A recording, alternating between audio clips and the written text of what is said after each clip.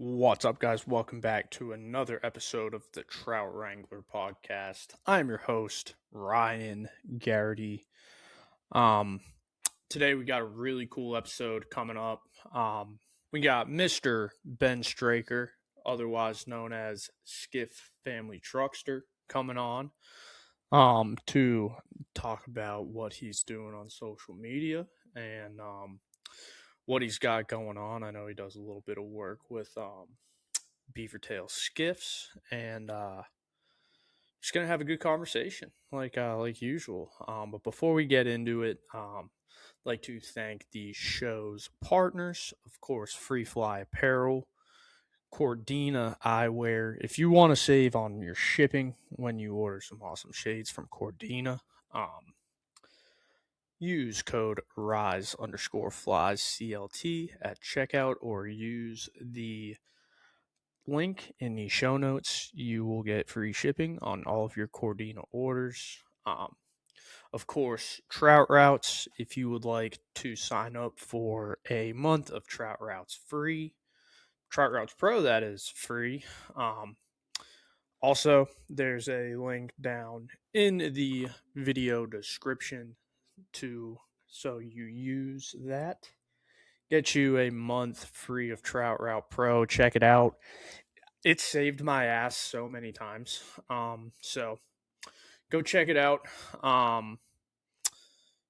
Thank you guys for listening. And if you feel like it, go on to Apple Podcast and leave a review on what you think of the show. Subscribe to the YouTube channel Rise Flies CLT. Check it out on Spotify. Same thing. Trout Wrangler Podcast on Spotify. Hit it with a review there. But up next, we have our interview with Skiff Family Truckster.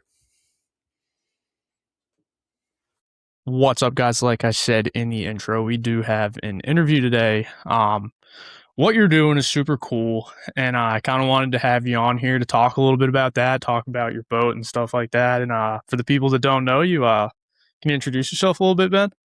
Yeah, thanks, Ryan. Ben Straker is my name. I go by Skiff Family Truckster on Instagram. It's how most people know me. Yeah, man, just have a family of 3 and avid inshore backcountry type fishermen, and wanted to go away from the norm of having to upgrade to a bay boat just because I had a family. So found a way to make a skiff a family boat. Dude, and see, that's something like when I lived down in Florida, I lived outside of the villages, and I was like only 30 minutes from Crystal River. Yep. I had a bass boat, and I like toyed around with the fact of trading it in for like a flats boat.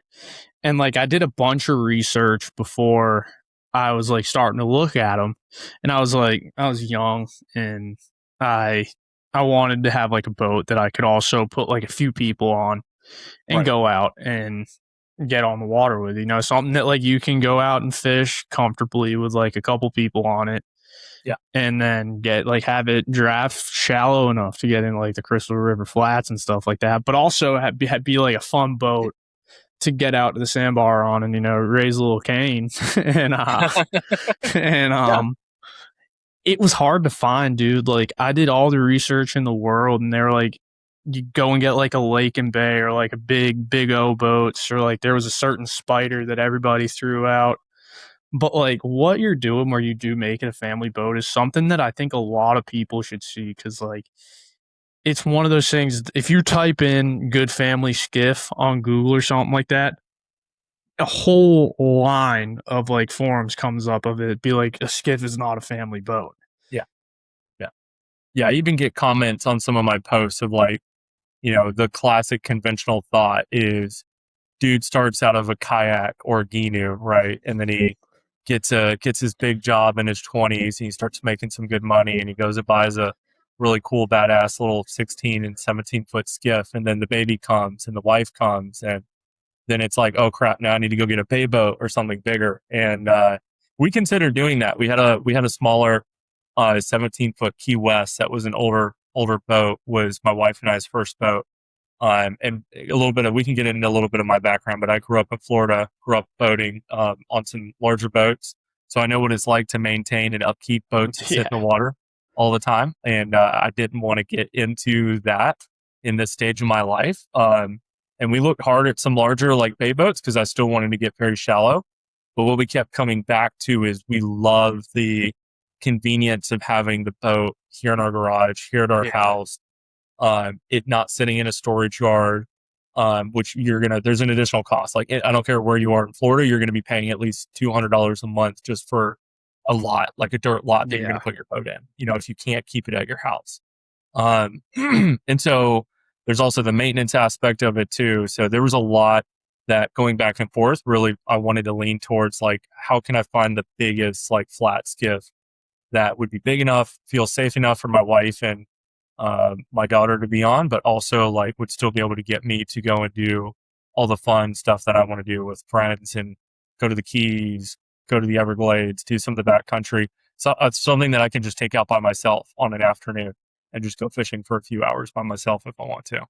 Yeah, dude, I think like all that extra cost too. I think like a lot of people, they think boat, like especially kids that just get out, like like you were talking about, they get their first job and they start making some good money. And it's like, what's the first thing you do? You're like, all right, I want to go buy a boat. Like if you're single and young, every girl wants a dude that can bring them out on a boat. That's the first thing that goes into those dudes' minds. It's like walking a puppy through a park in a heavily populated town. Having a boat's that same way. It's like, and I think that goes through all those kids' minds, and it's like, yeah, it's cool until you blow out your lower unit, and it's like a $3,000 cost to fix it. Yep. And that, dude, like, it's one of those things. The bigger the boat, the bigger that cost is going to be. Same thing with motor. Like, the bigger the motor, the bigger that cost is going to be. Yep. So it's like having that skiff, dude. Like, especially too, like if you don't live in a neighborhood that has an HOA, having a 17-foot skiff and also having like a mid-size SUV in your driveway is not something like crazy. You don't have to pull every car out of the driveway and stuff like that. You can have a 17-foot skiff in your driveway and still have, like, I drive a Tahoe. I still have a Tahoe and a 17-foot skiff in the driveway, not in my new house, but in my parents' house. But it's like, I just feel like some people that doesn't go through their head. And then you're talking about safety aspect too. It's like, you don't want to go and buy like a used 1980s, like not Sea Star, but like a Sea Pro. It's like, all right, this thing pops a power head and this whole thing catches on fire. We're out offshore and shore. We don't have anything to like fix it with here. Yeah, but like, exactly. It's that I just feel like some people that doesn't go through their mind. It's just like, all right, I got the boat. Yeah, and I grew up in a neighborhood. I was born and raised in Tampa, Florida. Okay. So I'm actually technically a 5th generation Floridian in my family. So family's been in Florida for a long time. Like, I grew up in a boating neighborhood, and I think it was very common for me to see people in that neighborhood, even as a kid. Everybody chased, it was called like 2-foot itis, right? Everyone got a boat and they wanted something that was 2 or 3 feet bigger. They wanted the bigger boat because they thought they'd use it more. It would give them a better experience. And a lot of times what I ended up finding out and learning is a lot of those people were scared to use their boat because it was too big. They weren't as comfortable with it. And you start getting into like 24-foot Key West, that's got the higher sides and stuff, it starts to become a little bit more cumbersome to trailer and launch by yourself. Oh, yeah. And you're just not going to use it as much as you would a little tiny 17, 18-foot skiff with we've got a 20-gallon tank and we'll run around all day long and only burn like a few gallons of gas, right? Versus anything with a 300 horsepower motor, you're going to be burning like triple that in gas. Oh, yeah. So, dude, you're saying you're a fifth generation Floridian, and you lived outside Tampa. Now, kind of whereabouts are you now in Florida? Yeah, so I'm just south of Jacksonville. Okay. I'm in the Jacksonville area in between like Jacksonville and St. Augustine, little area called like St. John's. Basically, it's like Okay, where we live. Yeah, nice, dude. yeah, That's a cool little area, man. yeah. That whole like up there, Jacksonville to St. Augustine, and even over into like what's it called? Even into right below St. Simon's, they have Yes, a lot of the Amelia people. Island and Yeah, like Amelia Island. yeah, Cordina Beach. Yeah, that's a beautiful area. Very beautiful area. Oh yeah, and there's definitely something in the water that those high school kids were drinking back in the day at ULA High School when Derrick Henry came out of there. Yeah, yeah. No, that no. Oh shoot! I recently, back in the fall, I was at a game at Glen Academy, which is in Brunswick, and my father-in-law was a high school teacher, math teacher, but was also a football coach, PE coach for like almost 40 years. He just recently retired, so he's got friends like all over the state in the southeast that are football coaches. So we just like go to games occasionally with him, and we were at Glen Academy, and Travis Hunter, who's on the Jags, was Yeah. there because his brother was playing against Glen Academy, and that was a really cool, fun experience to like get to be up in the box and like see Travis Hunter and stuff like that. Oh, So I yeah, bet, dude. That's like one thing that's like a big thing in my family is football. And yeah, that whole area is just produced like Florida in general has produced some crazy football players, dude. Like yeah, yeah, in Derrick Henry being one of them. Weird story. I was in Fernandina Beach. Me and my buddy who lives in Valdosta used to meet each other either in Gainesville or at like Amelia Island, yeah, and we'd hang out for like a week. And we were the only two kids that like lived down that far south, so it was like we really the only two people we had. So we meet, and we were in Fernandina Beach one night, and I'm sitting there talking football with like a couple guys at a bar, and some dude taps me on the shoulder, and we were talking about the Titans. I turn around, and it's Derrick Henry's biological dad behind me, just like straight head to toe in Houston Oilers gear. And he's like, "You're talking about the Titans," and Derrick Henry's like, "That's my son." And I was like, wow, "No way." that's a small. What a small world, man. It's like, what? And I texted my dad. I was like, dude, I'm sitting here drinking a beer with Derrick Henry's dad talking football. And he's like, dude, no way. And I was like, yeah. And I sent him a picture. My dad's like, Yeah, no, that's not his dad. I was like, it's his biological dad. I think he like got adopted at some point. And it's like that was his biological dad 100% because I looked at like his Alabama signing day, and his yeah. dad, the one that I was drinking with, was there. No way. That's pretty crazy. Yeah, my Just father-in-law did a double take when he saw Travis Hunter because we were there with some of the coaches. We were up in one of their like boxes there in Brunswick. I forget. It's like the common like stadium that they split between I think Brunswick High School and Glen Academy. yeah, And it looks like a unit. Shout out to the school system of Brunswick because this facility for high school football team looks like a college facility. yeah. And we were up in some of the boxes getting some of the dinner there for the coaches and stuff. And Travis is up there in a private box. He's not in the grandstands. He's got security, and he walks out, and we're in line just serving ourselves tacos. And he walks behind me while we're in line. And I look at my father-in-law, waiting for him to notice, and he's not paying attention.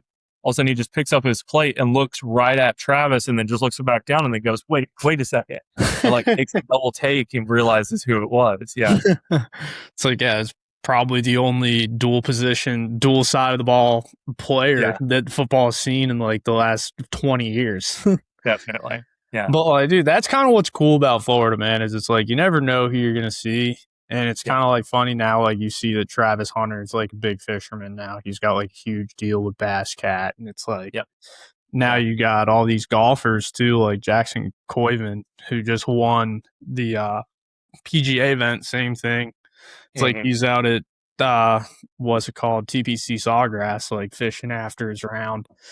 And yeah, it's like that's something that you only see that in Florida, where it's like you got a world class athlete hmm that is playing for the Jags that also just like you might be able to see out on one of the local lakes or out in the out on like one of the rivers.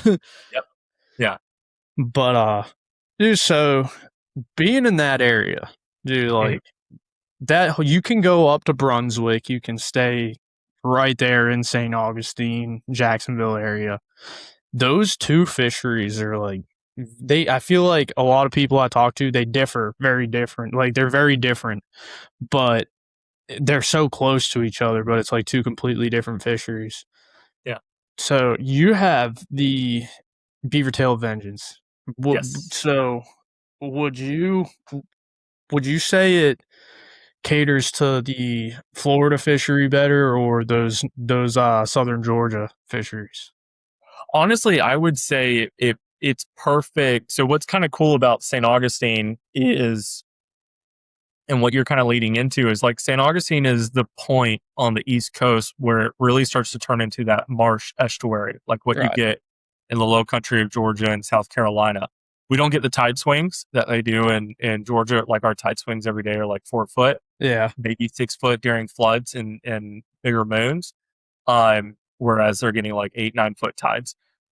What's really cool is like that's where like the line of like mangrove systems start and the smaller tide swings when you go south of San Augustine. I think it's the Vengeance is a perfect platform for that kind of South Georgia marsh estuary. Okay. Uh, the Vengeance itself, not to like dive too deep in the text, but like it's got like a 3 degree bottom outside of the little pocket semi tunnel, but it's got an extremely sharp bow entry, which is what I show a lot of people. When I take people out, I'm like, it's very common even in Jacksonville when I fish in Georgia, you may run up in a sound and in the morning it's nice and calm, but you get a knot and a half, 2 knot current going against even just like a 15 knot breeze. It's going to stack up very, very quickly and get really rough Oh inland. yeah. And so a lot of times what I show people is you just trim the bow down and just let the bow eat. And it's amazing. It really does very, very well in that, but it still gets shallow. It's a big, at the end of the day, it's a pretty big skiff. It's run like a 7, 8 inch draft when it's Yeah. super light. But it just handles that bigger water, I think, a lot better. Dude, I think that's like a thing that a lot of people like. You see a lot of skiffs that are 16 to 18 foot. Once Mhm. you bump up to that 20-foot range, it Yeah. makes a huge difference when you're running rougher water. Yeah. Like even like I know it's not like a skiff, but they run like a lot similar and they're built kind of similar, dude. Like even I had an 18.5 foot bass boat on some of the lakes down there. And Hmm. it's like even like I'd hop in one of my buddy's boats that has like a 19.5 or a 20. Yeah. Dude, that extra two 2 feet, Yeah. it makes a huge difference when you're running like a crosswind and that those waves are just Yeah. how it gets where it's like there's Yeah. no The good bow way won't to be run doing them. this as much. You're able to just kind of reach across the tops, really, of those waves. Exactly. Yeah. Do like that. I feel that's another thing where I just feel like a lot of people when they're buying a boat, it's like you like a lot of people I think look at the price point and they're like, all right, we want to, and like to each his own. Everybody's got a budget, but it's like you could spend extra money and get that extra 2 feet, and it's gonna run 10 times safer. Yeah. Yeah, like No, 10 times definitely. Well, safer. I tend to have a little bit of a bias towards the custom built boats, Yeah, and Beaver Tail's quality is definitely like I'm going to vouch like they're up there, and not to say they're not the only one. There's a lot of other skiff builders that I considered when we were building our Vengeance. I just ended up liking the whole process, and once you meet Harry and Ann at Beaver Tail, like they kind of sell it for you there too. But um, yeah, I tend to go towards the more custom built boats just because of the resale value. I think being right. very important, you need to kind of take that in consideration. You're a younger family. Yeah, you do have the additional disposable income, maybe to get a boat. You can, if you're going to take out a loan, you can service that loan, those payments. But if something changes in your family in 3 to 5 years, you need to get out of that boat. Oh yeah, A lot of these mass production boats, the resale value, they like they drop like tank. yeah, they tank. Whereas these custom built boats, yeah, they're going to be a little bit more expensive to get into them, but they're just going to hold their value way Right. more. And especially if you don't go super crazy with the options, and you're very kind of methodical with how you build and customize the boat, color scheme, the layout, all of the stuff that other people also like. That's going to help as well with the resale value as well too. Oh yeah, dude. And it's like you still see like a lot of those older custom skiffs, even the Mm-hmm. older ones are still holding their value really well. Yeah. Like, for example, I was scrolling through, like, I always, like, at night, it's like, if I can't sleep, I'll just scroll through the Facebook Marketplace and look at, I like, do that every flats day. boats. And it's like, dude, I saw a 2018 beaver tail that was, like, it was still a $25,000 boat, looked really good, seafoam green. And I was Mm-hmm. like, dude, like, you don't get that with some of those production companies. Like, Yeah. and that's something with those production company boats too, where it's like, dude, they're turning boats. They can't turn out boats fast enough. Yeah. And you might have 3 or 4 that come out like it's built at 4:59 on a Friday. Yep. And you just don't get that with those custom companies. Like, yeah, it might take a little bit longer for it to be built and it might be a little more expensive, but in the end, you're gonna make up your money on it. Yeah. Yeah. Just It's going to be worth it. It really is just kind of depending on like your budget and how you value. Like for me and even my wife, we both value like quality. yeah, So we want something that's well built and that's going to be nice. 100% to it. Now, what add-ons do you have on yours? Like, I know you have like a clip-on bimini, which I've seen is really cool. That's got Get to, that's gotta controversial. be. Yeah. Very controversial Bimini. A lot of people don't. People either absolutely hate it or I secretly get DMs regularly. Like I think I got 2 messages this week of people asking me like how the Bimini is set up, what Bimini I got, like how do I have the clips, where did I get the quick release? Yeah, so we have the Bimini. That was not something that, so a little bit funny. That's not something that Beavertail did very commonly. There's some other skip builders that have done Biminis, of course, and Beavertail did a Bimini and some options like a decade ago. But what they were doing was they're like, I think it was like a switch shade thing where it was like 4 carbon fiber poles and like a canvas thing that would Yeah. cover most of the skiff. The problem is like that you can only use it when you were sitting still at the sandbar. You couldn't have it up while you were running, which is what we wanted. But now they actually have Biminis as an option. And funny enough, on the build sheet, sometimes they classify it as the Straker setup, which I think is really, really funny that I've, Dude, that's I've found a awesome. way to set the Bimini up just so that everyone just loves it. But yeah, so we have the Bimini.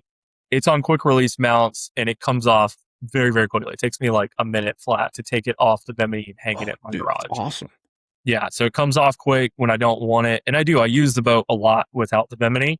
In the summertime, we use the Bimini a lot because we're doing more family stuff. And so it's just when it's 100 degrees outside, it's awesome to sit at the console underneath the shade and run Yeah. around and go to a sandbar or go out to lunch or something. But yeah, man, we have the Bimini. I've got a Garmin. I've got power pole move trolling motor, which I Oh, love. damn, yeah. I think it's We've sick. got the power pole 6 foot. I only did the 6 foot instead of the 8 foot. And then Suzuki 90. And that's about it. We don't have a stereo system. I kind of wanted to keep it very simple when it came to Yeah. options. We do have underwater lighting and some undergunnel lighting, which I love, just to kind of bougie it out a little bit. Yeah. But yeah, man, other than that, the other custom thing that Beavertail did for me, and another reason why I like working with the custom builders, is they cut my polling platform shorter so it would fit in my garage. Oh, that's So awesome. when they built the boat, I had them measure, or I measured the garage, and they cut my platform 2 inches shorter.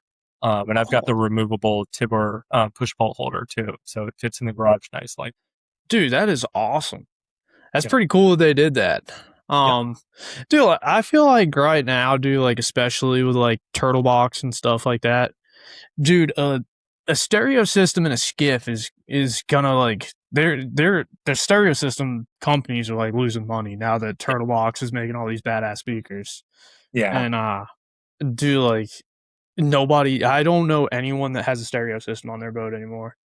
It's not It's like, worth it. I know some guys that they don't even use their stereo in their skiff, and they're just using turtle boxes now because the speakers have corroded out. Like when you oh have a yeah, boat around saltwater over time, stuff's gonna corrode and rust. oh 100%, dude. Like I have a family up in Massachusetts on the coast, and they have a regulator, and they Mm-hmm. have a stereo system on their regulator. I think we were talking about options and stereo systems and stuff like that on Yeah, Skiff. dude, that's crazy. I don't even know what the hell happened with that, but yeah, so their stereo system just corrodes out, and they always just have to go and replace it. Mm-hmm. And they were here for my brother's wedding, and they were like, we always have to replace our stereo. What should we do? I was like, go buy a turtle box. I was like, literally, like, it is the problem, like, the solve to every problem with anything like that is Yep. just go and buy a turtle box. Yep. But, how, dude, so we were talking about the polling platform earlier. How does your vote, how does the Vengeance poll compared to some of the other, Uh, beaver tails? Compared to some of the other skiffs, I mean, it pulls straight, but it's a big girl to pull. Yeah. You definitely want to kind of know what you're doing and kind of anticipate. It's not the rival pulling, which my father-in-law owns a rival, the little beaver tail rival, and that one pulls, like a dream. But this one, the Vengeance pulls straight. It pulls. There's a bunch of guides here in the Jacksonville area, historic coast outfitters that all have Vengeances in their fleets, and they pull them regularly, especially during flood tides. Yeah. Um, so I mean, it pulls straight. It does really well for me. I don't pull as much. I'm more on the trolling motor. Okay. Uh, but yeah, I've had some of the guys from the Fish Whistle app on my boat too before, and they've pulled it as well too. So they said that it's a big girl, but she pulls straight. Dude, yeah, that I feel like that's something though that like it's a blessing and a curse at the same time. Is Yeah, like it like some days you want it to pull like that, or but it's like you also still have such a good like yep, run in rough water when you got a bigger boat like that. yeah, But dude, shout out to those fish whistle guys, man. They're making that shit happen. They're such cool dudes too. they are. Yeah, no, it was really awesome to get to meet some of them. I met them for the first time back in April at the Golden Isles Fly Fish Festival. They were set up right next to the beaver tail booth, so I got to chat with them. And then my family and I spent a week on St. Simon's for a little family vacation, so I got to meet up with some of those guys again and go fishing too. Yeah, dude, all of them are super cool. Yeah, Super super cool dudes, and what they're doing is actually really cool. yeah, yeah. I'm looking forward to seeing what they're coming out with the app and stuff. And yeah, man, I think it'll be really helpful. Oh, I do too. I think it's one of those things, dude. It's gonna be real helpful. Um, People like we earlier we were talking about. Completely glanced over this. I should have said something when you were talking about it a second ago, dude. But like when you have that power pole move, Hmm. dude, like it's so quiet. You really almost sometimes don't even need to pull the Yep, boat. You know, yep, it is such a dang good trolling motor, man. Like one of my buddies, Sean with Afterward Fish Club. yeah, oh yeah, Dude, so he has one on his bird of prey, yep, and dude, I'd never been on a boat with one before because I got out of the whole bass fishing game when they started building that trolling motor, and I got on his boat. I was like, dude, this trolling motor is unbelievable, yeah. dude. It is so cool. It is awesome. No, I love mine. And I've regularly am pretty rough on it. Fishing in a marsh system, it's like you're gonna touch bottom, you're gonna run over, float over some oyster bars occasionally, and you can see they're in my prop. Like it's spent time plowing through pluff mud and eating some oysters. Like, oh crap, whoops, I didn't realize there was an oyster bar right there, kind of situation. Yeah. Just stuff that just happens when you fish in this type of fishery and estuary. And it's held up very, very well, and it's still extremely quiet. Those Minn Kotas, like I had a Minn Kota on my last boat, it was a Tarova. Those props are so, like, how should I say? I don't want to call them brittle, but like if you get any kind of nick or anything in them, like it starts to really change the pitch, and you can hear Yeah. them a little bit louder when they're running in the water. So over time, they're not very quiet after you've actually put them to use. Oh, 100%, dude. Like when I had a Minn Kota as well. Mhm. And dude, like yeah, the props, man. Like you always had to keep like two extra Yeah, because it's like if you ding it once, it's like gonna get a big dent in it, and it's just you're gonna hear it in the water when it's going. yeah, and it literally sounds like womp womp womp womp, and where it's like running off a pitch, and then it Yeah, shreds up that little pin that they got in the middle of it, yeah, and it's like, dude, you get caught out on the water when you don't have one of those pins, dude, yeah. you're shit out of luck. And that's the other reason why I always have the trolling motor on the skiff with me, even if we have zero intention on fishing that day. And it was one of my videos recently that did very well is I ran the boat accidentally out of gas when we were coming back to the ramp. Like literally we were like 500 yards from the ramp and we came off plane and the boat just sputtered out. And I used the trolling motor to get back to the ramp. But yeah, man, I'm always having that thing on me as like just back up. So dude, yeah, that is a shitty feeling when you feel that boat sputter out or like you fuck something up to the point where you can't like yeah. You really can't get back in without like shearing a pin in like your motor or something like that if you even try. Yeah. Dude, that is a horrendous feeling, dude. And if you have a good trolling motor, it makes it like a little bit better. Yep. But like I had a Minn Kota Edge on my boat. Okay. And it was like the cheapest option they made because I had I had an old what was it? The motor guide where you could flick it between 12 and 24 volt. Yes. Okay. Yeah. Dude, I know what you're talking about. Yeah. I shattered it in two when I first bought my boat. I was like 20 years old and left it down and got up on plane and was going somewhere and I felt spray coming back at me. Yeah. And I was like, dude, why am I getting so much spray on my face? I'm not thinking. Yeah. And then I hear and dude, I swear I looked up, I was like, dude, I didn't pull my trolling motor off. Oh my gosh. Dude, I pulled that thing up. I tried everything to save that trolling motor. Yeah. That was like the best trolling motor they made in the 90s, dude. I pulled that thing up and that trolling motor, the shaft was like this. And I'm like, oh my God. I ended up going and buying a Minn Kota Edge, dude. And I swear that 90s model motor guide like was day and night compared to that thing. I was so pissed when I shattered it. Yeah, I've heard of that a lot. A lot of guys in the tournament, like the redfish tournaments and stuff like that, will go to run to get up on plane, and they'll pop their Minn Kota back in place. They'll have it folded up on the deck, but they didn't like maybe they didn't run the like shaft like lock all the way down. And they get up on plane, they run through some chop. Next thing they know, the damn thing pops up, it falls straight in the water, and there goes the whole shaft. Which is kind of wild. I've seen that, but that's kind of cool about like the power pole move is there's a multiple like locking series to it. I don't really know how to explain it, but like a power pole guy, but it locks the shaft when you pull the shaft all the way up. It locks in place, and then it locks again when you fold it down. Yeah. So it really like I've never had it like come loose or even feel like it was going to come loose. Dude, they prototyped that trolling motor for years, dude. Yep. Like there were guys like 5 years ago, 6 years ago that had those things on the front of their boat. They didn't have decals on them. Yep. And I was driving down the road here in Charlotte and we were having a pro tournament on Norman. I don't live far from Norman, and I'm seeing this guy pass me on the highway, and I'm like, what the hell is that trolling motor hanging off in front of his boat?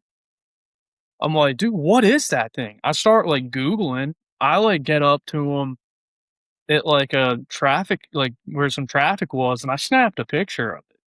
Yeah. And I sent it to one of my buddies who's in the industry, and I was like, dude, what is this trolling motor? And he's like, don't tell anyone, but that is the power pole trolling motor that it's being prototyped right now. Yeah. They spent a lot of time doing some research, and it's worth it, dude. It's very expensive.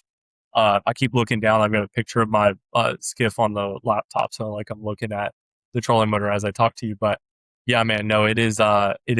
I think definitely worth it for something that's just going to last. Because I think a lot of guides look at those Minn Kota trolling motors as like a disposable item where like they use it for like a year, maybe 2 years, and then they have to, repair it or replace it. Yeah, 100%, dude. It's like a pair of socks, dude. It's like you get a hole in it, you just toss it out and put another pair on, Yeah, exactly. Dude, it's like that's like even if it's like the Ultrex isn't like a cheap little purchase there either. And it's like, to be that way about a trolling motor is nuts, especially when it's running like over $1,000. Yeah. No, definitely. But dude, that's about all I got for you today, man. Cool. You know, my last question of every podcast is I have a running playlist for all my guests. I give 6 songs, you get 6 songs. Cool. What 6 songs do you have for me here today? Yeah, so I prepped a little bit. Let me pull up. This is in no particular order. Perfect. Yeah, no particular order. The first one on my list is Tucker Wetmore's song "Sunburn," the new one. I really dig that one. That was a really great song. Tucker Wetmore's pretty good. A little bit more of like a pop type song, "Somber," Homewrecker. I don't listen to a lot of pop music, but that one is, I think, really great. Another one, not a lot of people may be familiar with this band. They're an Australian band. I kind of like, my music thing is like a lot of country, a little bit of rock, and some reggae, and maybe mix in a little bit of everything else outside of there. So this band is kind of like, I think they're classified as like a surf rock, psychedelic rock type band out of Australia called Ocean Alley. First Blush is a new song that I listen to a lot. And then the last 3 names everyone's heard of, but Casey Musgraves, Mexico Honey. Can't get that one out of my head. That's a great song. Oh yeah, I like that album cover. Yeah, that one's great. And then would I not be a red-blooded American man if I didn't mention an Ella Langley song? Because I am definitely Let's go. Ella fella. Me too. I'm gonna go a little bit different. Loving Life Again. I think is a really great track. I love that song, dude. I don't care if people call me a girl. That is a fantastic song. Yeah, no, I've listened to her Dandelion. I think it's the Dandelion album so many times. Like every song on that album is just fantastic. Oh yeah, dude. Yeah, it's awesome. Yeah, and then the last song, which I decided to go with something that gets played a lot. So when I'm, I do spend a lot of time going down to the Keys. I love being in the Keys, and a lot of times if I'm down there, it's Jimmy Buffett and Kenny Chesney that gets played on the boat all day long. I've got a playlist.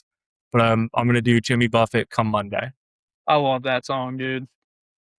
So that's my top 6. And it took me all but about a week to narrow that down because there's so many other songs that you would hear me listening to and playing on the boat or even just in my home office. So. Dude, I listen to so much music. Like I have to sit down for like an entire day and think about what songs that I'm going to put on like my 2 episodes of the week. Yeah. Yeah, no, so I'll give you my 6 that I got here today. I think mine went like all over the place today. My first one, new Billy String song, Milltown Flood. Oh, I don't think I've heard that one yet. No. Dude, great song. It's one of the new, it like came out today, I think. My second one, Long White Line, Sturgill Simpson. Okay. My second one, or my third one, is a Athens, Georgia band. I'm a big UGA fan, and go to Athens once a year. Drive By Truckers, Gravity's Gone. So I won't mention that I'm in a Florida household then. Oh, you're all good, dude. You are fine. Dude, honestly, dude, if it's the SEC, unless they're playing each other, it's like, if it's the SEC, it's okay. Yeah, definitely. But my third or my fourth is classic Hootie and the Blowfish, Only Want to Be With You. Oh, that's a great one. That's a classic. Oh, dude, classic. My fifth is Check It Out, Beastie Boys. There you go. And then rock. Oh, dude, I love the Beastie Boys. I think they're the one album I can put on, one of the only albums I can put on repeat. Or no, not repeat. Put it on and listen to it, no skips, is the License to Ill album. Yeah. No, that's it's funny you mentioned that too, because that's like the music that I grew up on was all that like era of early 2000s, 90s, like punk rock and alternative rock. So like My Chemical Romance, Fall Out Boy, Yeah. Bullet for My Valentine, Sum 41, like Foo Fighters, Red Hot Chili Peppers. Like that's all that I listened to when I was a kid, which it was hard for me not to mention them on the list, but it's just not, it's not new songs. So I decided I was going to go with some newer tracks. Dude, yeah, Panic at the Disco was a big one during yeah. that time. Yeah. Dude, and the emergence of Guitar Hero just like absolutely like had every kid listening to that song. Yeah, all the time. Yeah. And then my last one, Things to Do, Zach Top. Oh, I've heard that one. His song "Use Me" is a good one too. Dude, I love Zach Top. He's the man. Zach Top, right? Yeah. Dude, but dude, thank you for coming on. You got any last thanks or plugs you want to give? No, man. I appreciate you having me on. Thanks for kind of shouting out the page and stuff. I guess I'll give some shout outs to Javi at Marsh Sessions in Legend. Jackson. Love He's an that awesome dude. guy. And then my buddy Rich, who does social media at Beavertail. And then I'll give a little shout out to Tyler Brennan, who's a really good fishing buddy of mine here in Jacksonville too. Heck yeah, dude. Rich few of my- is a cool dude too. I actually got to text him. I'm supposed to be going down there at some point to do some night fishing with him. Yeah, dude. Yeah, he's that's what I was doing with him recently. And he's got the Beavertail, he and his dad have the Beavertail Lightning, and I don't know if he's told you or how much he's announced it, but he's converting it from a center console to a side console right now. Oh, it's sick. Yeah. That's So, badass. really cool. I'm looking forward to seeing how they do that. But yeah, it's supposed to go in to the shop, I think next week or the week after next, and it's going to be done in time for the Beavertail Owners Tournament. Oh, nice. Yeah. Heck yeah, dude. But thank you again for coming on. I had to click stop here and let some tracks upload. Sorry about my microphone.